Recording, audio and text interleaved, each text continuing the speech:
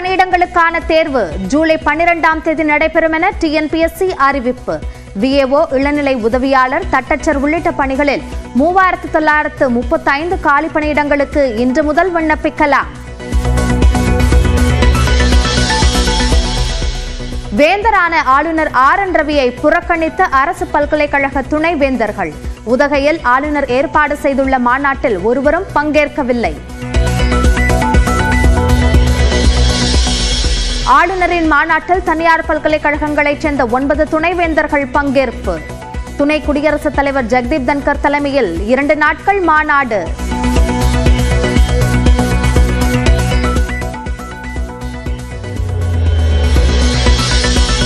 மாநில உரிமையில் ஆளுநர் தலையிடுவதாக கூறி சென்னையில் மார்க்சிஸ்ட் கம்யூனிஸ்ட் கட்சி போராட்டம்.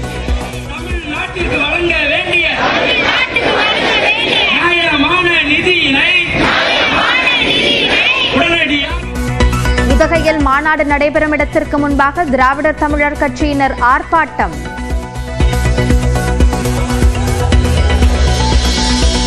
மேட்டூர் அணையிலிருந்து டெல்டா பாசனத்திற்காக ஜூன் 12ஆம் தேதி தண்ணீர் திறக்கப்படும். சட்டப்பேரவையில் அமைச்சர் துரைமுருகன் அறிவிப்பு.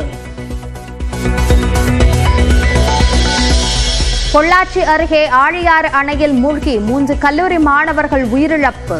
சென்னையிலிருந்து சுற்றுலா சென்ற இடத்தில் குளித்தபோது நீரில் மூழ்கினர்.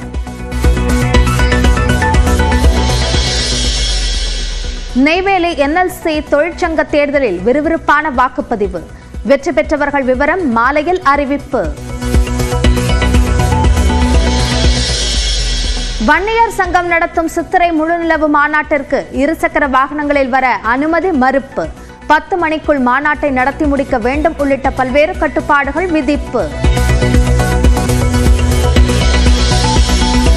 பெஹல்காம் தாக்குதலில் ஈடுபட்ட பயங்கரவாதிகளில் ஒருவரான ஆதில் தோஹரின் வீடு தரைமட்டம்.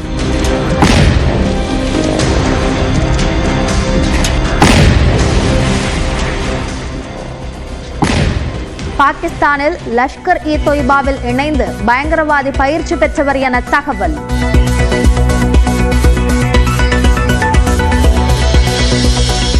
எல்லையில் சண்டையை தொடங்கிய பாகிஸ்தானுக்கு இந்திய ராணுவம் பதிலடி. பாதிப்புகள் எதுவும் ஏற்படவில்லை என இந்திய ராணுவம் தகவல். ஜம்மு காஷ்மீரின் பந்திப்போராவில் பதுங்கியிருந்த தீவிரவாதிகள். தேடும் பணியில் ஈடுபட்ட பாதுகாப்பு படையினருடன் துப்பாக்கிச் சண்டை. நெல்லை இருட்டுக்கடை தனக்கே சொந்தம் என நயன் சிங் என்பவர் நாளிதழில் அறிவிப்பு. சகோதரி கவிதாவுக்கும் கடைக்கும் தொடர்பில்லை என்றும் யாரும் கடையை உரிமை கோர முடியாது என்றும் திட்டவட்டம். போப் பிரான்சிஸ் உடலுக்கு நள்ளிரவிலும் அஞ்சலி செலுத்த அனுமதி. 2 நாட்களில் சுமார் 1 லட்சத்திற்கும் மேற்பட்டோர் அஞ்சலி. சவப்பெட்டியுடன் இன்று மாலை சீல் வைக்கப்படும் போப் பிரான்சிஸ் உடல். நாளை இறுதிச் சடங்கை தொடர்ந்து உடல் அடக்கத்திற்கு ஏற்பாடு. திருவள்ளூர் மாவட்டம் திருவாலங்காடு அருகே தண்டவாளத்தில் உள்ள போல்ட் நட் கழற்றப்பட்டு கிடந்ததால் பரபரப்பு. விபத்தை ஏற்படுத்த யாரேனும் சதிச் செயல்களில் ஈடுபட்டார்களா என்ற கோணத்தில் ரயில்வே காவலர்கள் விசாரணை. IPL-இல் தொடர் தோல்வியிலிருந்து மீளப்போவது யார்?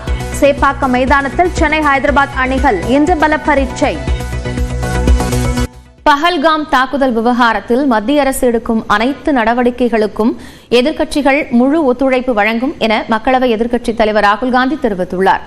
தீவிரவாத தாக்குதலுக்கு காரணமானவர்கள் கடுமையாக தண்டிக்கப்படுவார்கள் என்று பிரதமர் நரேந்திர மோடி உறுதிபட கூறியிருக்கிறார்.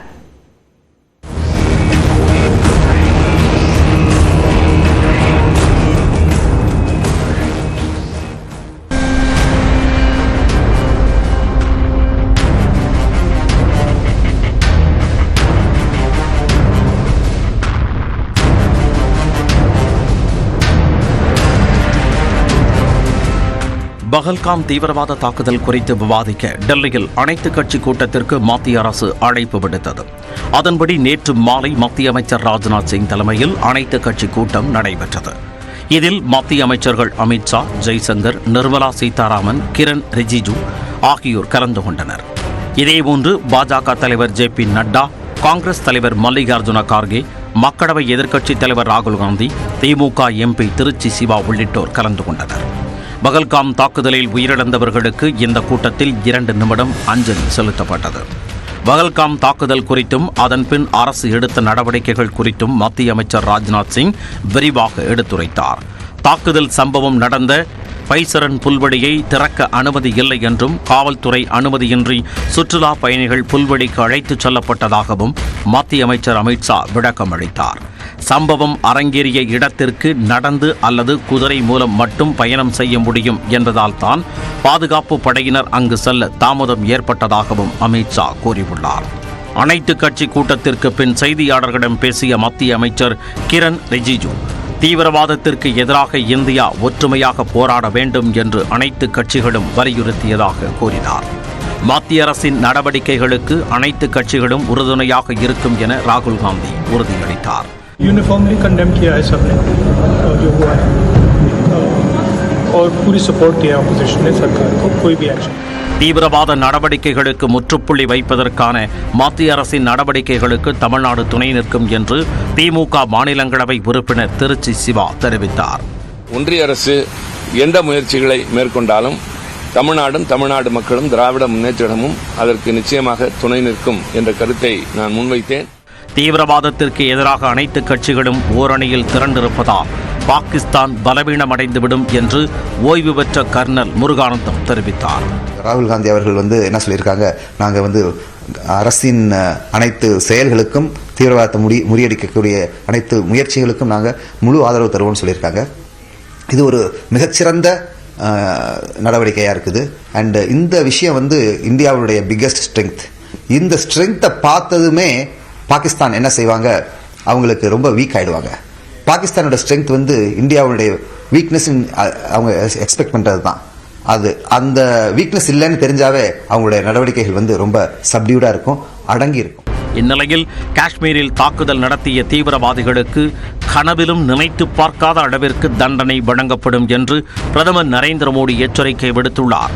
பீகார் மாநிலம் மதுபானியில் நடைபெற்ற நிகழ்ச்சியில் பேசிய அவர், தாக்குதல் நடத்திய தீவிரவாதிகள் உலகின் எந்த மூலைக்கு சென்றாலும் விடமாட்டோம் என்று சூடுரைத்தார். India will identify, track and punish every terrorist and their backers.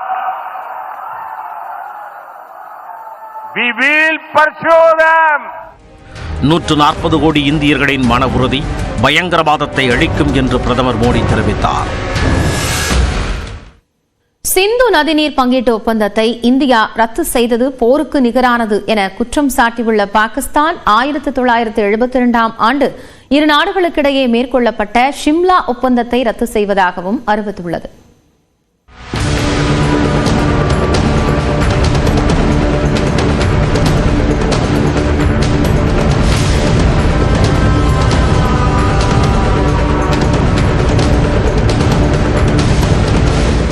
Pahalgam தாக்குதலுக்கு பதிலடி தரும் வகையில் சிந்து நதிநீர் பங்கீட்டு ஒப்பந்தத்தை தற்காலிகமாக நிறுத்துவதாக மத்திய அரசு அறிவித்தது. 1960ஆம் ஆண்டு செப்டம்பர் 19ஆம் தேதி கையெழுத்தான இந்த ஒப்பந்தத்தை நிறுத்தி வைத்துள்ளதால் மேற்கு பகுதியில் பாயும் சிந்து, ஜீலம், செனாப் நதிகளின் மீது இந்தியா அமைத்திருக்கும் அணைகளில் இருந்து பாகிஸ்தானுக்கு விடுவிக்கப்படும் தண்ணீர் உடனடியாக நிறுத்தப்பட்டுள்ளது. இந்தியா பாகிஸ்தான் இடையேயான போர்களின் போது கூட நிறுத்தப்படாத சிந்து நதிநீர் பகிர்வு ஒப்பந்தம் பகல்காம் தாக்குதலை தொடர்ந்து நிறுத்தப்பட்டிருப்பது பாகிஸ்தானுக்கு பெரும் பின்னடைவாக அமைந்துள்ளது. பாகிஸ்தானின் நீர்ப்பாசன தேவையில் 93% தண்ணீர் சிந்து நதி ஒப்பந்தம் மூலம் கிடைக்கிறது. சிந்து நதி படுகையில்தான் 61% பாகிஸ்தானியர்கள் வாழ்ந்து வருகின்றனர். தற்போது 3 அணைகளில் இருந்து திறக்கப்படும் தண்ணீர் நிறுத்தப்பட்டுள்ளதால் பாகிஸ்தானின் பஞ்சாப், சிந்து மாகாணங்களில் வேளாண்மை மற்றும் குடிநீர் தேவைக்கான தண்ணீர் கிடைப்பதில் சிக்கல் ஏற்பட்டுள்ளது. அதே நேரம் இந்த அணைகளில் இருந்து இயற்கையாக பாய்ந்தோடும் ஆற்று நீர் ஓடிக்கொண்டிருக்கும் என்றும் தற்போது ஒப்பந்தம் நிறுத்தி வைக்கப்பட்டுள்ளதால் இந்த ஆறுகளின் குறுக்கே இந்தியா அணை கட்டிக் கொள்வதற்கு வாய்ப்பு உருவாகியுள்ளதாகவும் ஓய்வு பெற்ற கர்னல் ஜான் பிரின்ஸ் தெரிவித்துள்ளார். தண்ணியை நம்ம கண்ட்ரோல் பண்ண முடியலனாலும் கம்மி பண்ணுறோம். ரெண்டாவது வாட்டர் டாட்டா உங்களுக்கு நம்ம கொடுக்கறதில்ல. மூணாவது அந்த டேம் கட்டுறதுக்கு நம்மளுக்கு எந்த தடையும் இருக்காது. அதனால இந்த ட்ரீட்டி வந்து நம்ம ஒன்ஸ் இப்போ நிறுத்திட்டா அது திருப்பி நம்ம ரிவோக் பண்ணுறதுக்கு அட்லீஸ்ட் ஒரு 2-3 இயர்ஸ் 5 இயர்ஸ் ஆகிறதுக்குள்ள நம்ம அந்த டேம் கட்டி முடிக்கணும். அந்த டேம் கட்ட நம்மளால முடிஞ்சா இது ஒரு பெரிய வெற்றின்னு நான் சொல்லுவேன். இந்நிலையில் சிந்து நதிநீர் பங்கீட்டை நிறுத்தும் இந்தியாவின் நடவடிக்கையால் 24 கோடி பாகிஸ்தானியர்களின் வாழ்வாதாரத்தை அது பாதிக்கும் என்றும் அது போருக்கு சமமானது என்றும் பாகிஸ்தான் தெரிவித்துள்ளது. மேலும் இந்தியாவிற்கு பதிலடி கொடுக்கும் வகையில் வாகா எல்லையை மூடுவதாக பாகிஸ்தான் அறிவித்துள்ளது. இரு நாடுகளுக்கிடையே அமைதியை ஏற்படுத்த போடப்பட்ட சிம்லா ஒப்பந்தத்தை ரத்து செய்வதாகவும் கூறியுள்ளது. இந்திய நிறுவனங்களுக்கு சொந்தமான விமானங்கள் பாகிஸ்தான் வான்பரப்பில் பறக்க தடை விதிக்கப்படுவதாகவும் தெரிவிக்கப்பட்டுள்ளது. இந்தியாவுடனான நேரடி மற்றும் மூன்றாம் தரப்பு வணிக நடவடிக்கைகளை முற்றிலும் தடை செய்வதாக அறிவித்துள்ள பாகிஸ்தான், புனித பயணம் வந்துள்ள சீக்கியர்கள் தவிர்த்து பாகிஸ்தான் சென்றுள்ள அனைத்து இந்தியர்களையும் ஏப்ரல் 30ஆம் தேதிக்குள் வெளியேறவும் உத்தரவிட்டுள்ளது. இந்திய தூதரகத்தில் உள்ள அதிகாரிகளை 30ஆக குறைக்கவும், தூதரகத்தில் உள்ள பாதுகாப்பு அதிகாரிகள் உடனடியாக வெளியேறவும் பாகிஸ்தான் உத்தரவிட்டுள்ளதால் இரு நாடுகளுக்கிடையே பதற்றம் நீடிக்கிறது. இரு நாடுகளுக்கிடையேயான மோதல் போக்கால் நேற்று அட்டாரி வாகா எல்லையில் கதவுகள் திறக்கப்படாமலும் வீரர்கள் கைகுலுக்காமலும் கொடியிறக்க நிகழ்வு நடைபெற்றது. பகல்காம் தாக்குதலை தொடர்ந்து டெல்லியில் உள்ள பாகிஸ்தான் தூதரகத்திற்கு வழங்கப்பட்ட பாதுகாப்பு திரும்ப பெறப்பட்ட நிலையில் பாகிஸ்தான் தூதரகம் முன்பு பாஜகவினர் மற்றும் பயங்கரவாத எதிர்ப்பு அமைப்பினர் போராட்டத்தில் ஈடுபட்டனர்.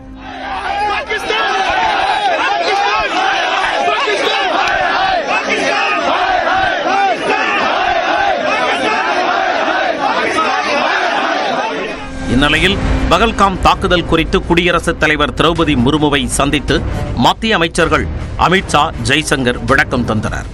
பகல்காம் தாக்குதல் பதற்றத்திற்கு மத்தியில் தவறுதலாக இந்திய எல்லை தாண்டி சென்ற எல்லை பாதுகாப்பு படை வீரரை பாகிஸ்தான் வீரர்கள் சிறைபிடித்தனர்.